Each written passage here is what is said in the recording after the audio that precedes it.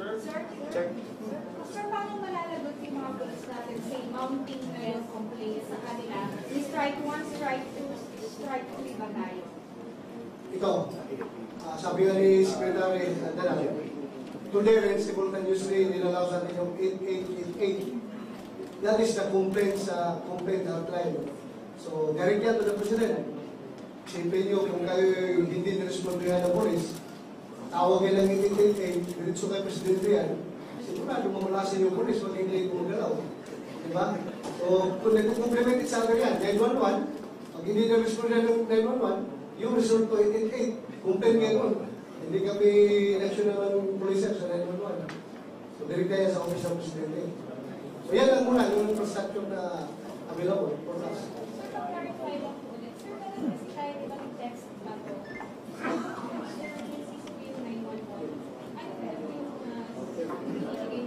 Yung text ba to, actually hindi yung pang-emergency talaga. Yan yung bigay ka ng information about drugs, information about organized crime groups. Pwede rin kung pwede rin yung mulalakay ko for emergencies. But I suggest yung 911 ang gamitan na yung emergency. Yung sa akin yung text yung bato, paano mga information, gusto para rin sa video. Sir, si Mio, naman siya, nag-bigyan. Gano'n yung paraan. Existing pa rin ang provider na isa-subsyon pa rin yan namin sa bato. Recommend the implementation of national ID system para mag-trace natin yung Ako, personally, gusto ko. I don't know, kung magkakonsulta sa Congress, kung may gawin natin, ako personally gusto ko. Kasi, yung ibang bansa na nabili ko sa Asia na po, meron sa mga ganun, ang ganda ng resulta nila. So, personally. Last two questions. Sir, reaction to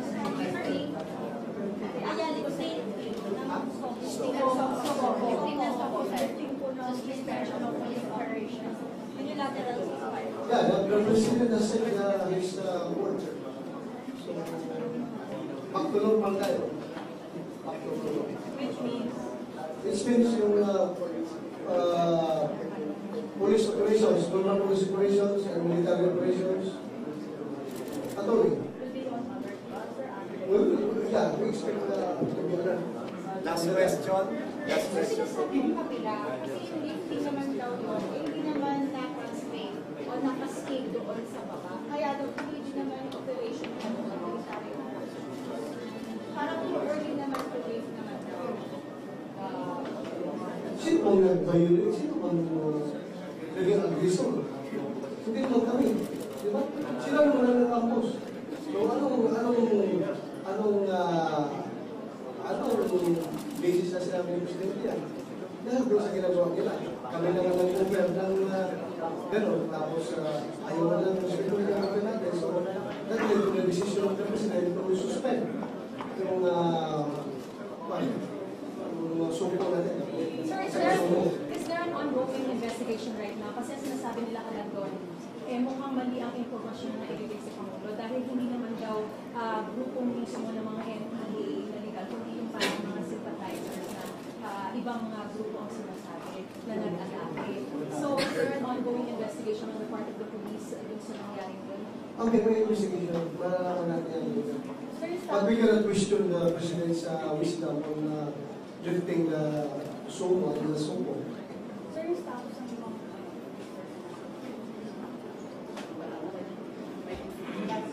Hawak tayo nila. anong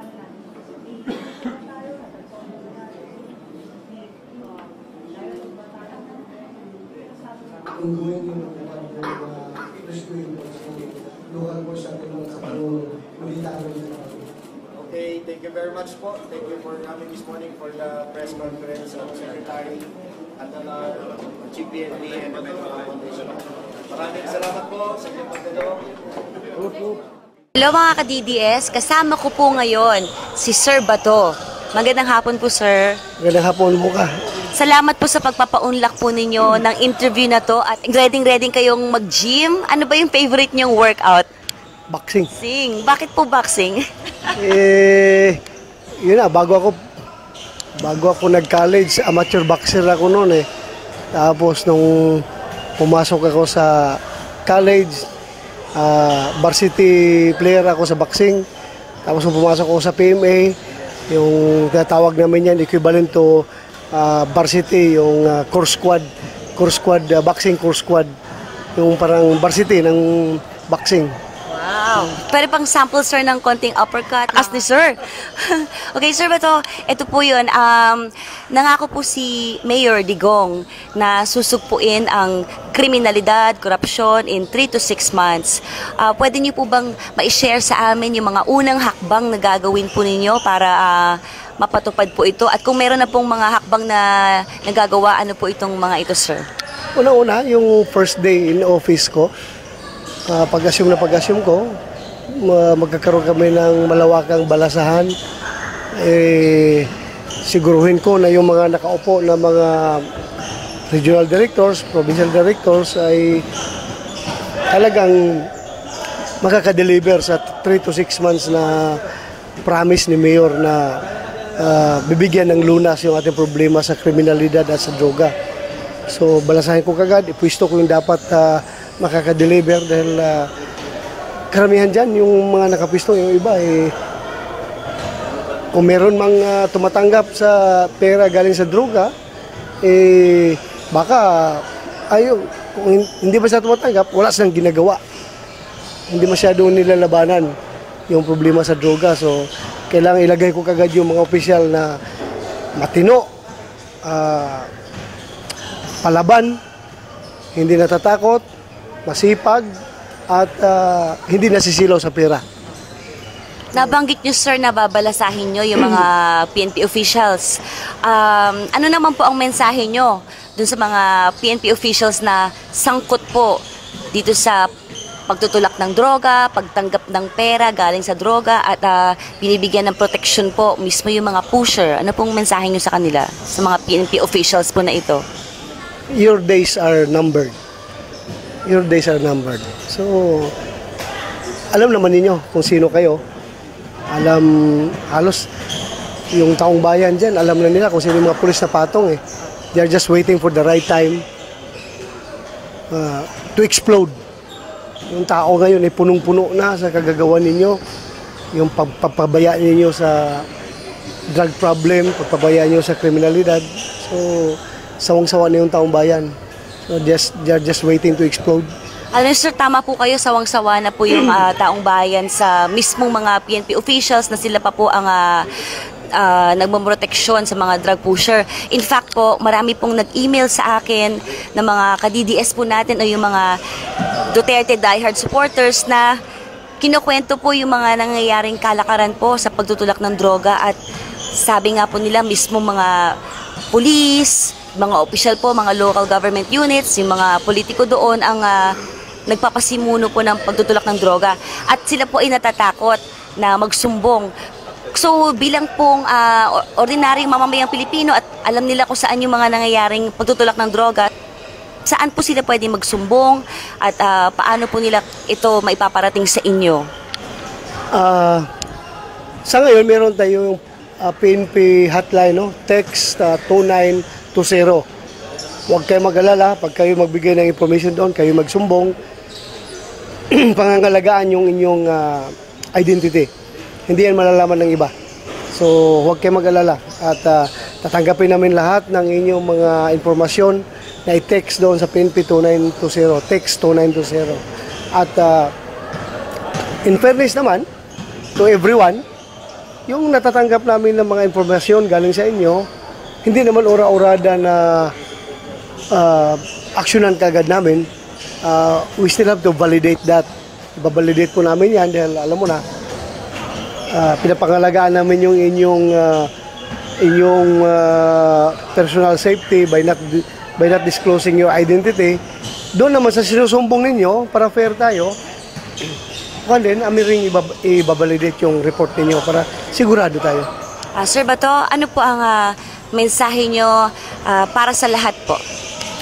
Para sa lahat, sa aking mga kababayan na Pilipino, This is the time that you've been waiting for.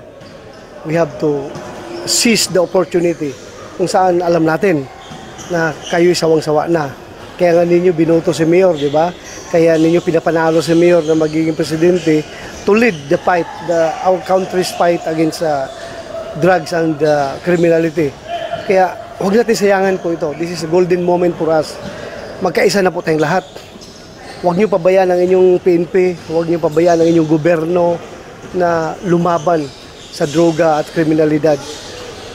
Sama-sama po tayong lahat. Pagtutulong-tulungan natin lahat. Tingnan natin kung hanggang saan ang galing nito mga drug lords na ito, mga drug personalities na ito, kung ang buong Pilipinas, buong taong bayan ng Pilipino ay nagkakaisa para kayo ay durugin, di ba?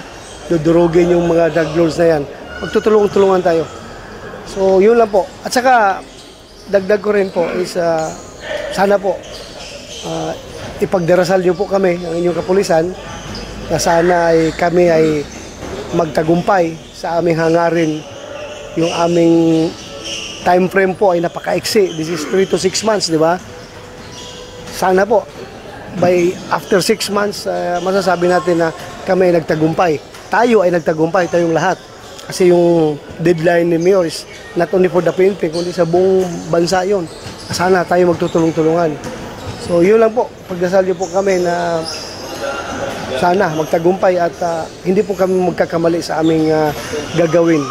Sana po igabay kami ng may kapal na yung gagawin namin ay puro sa kabutihan ng lahat. Thank you, Sir Bato. At ibibigay ko na po sa inyo yung mga in-email sa akin, mga sulat po ng ating mga concerned citizen na ito po yung mga sumbong po nila. Sana po may oras po kayong mabasa po itong mga to. Salamat mo ka. Talagang babasahin ko ito.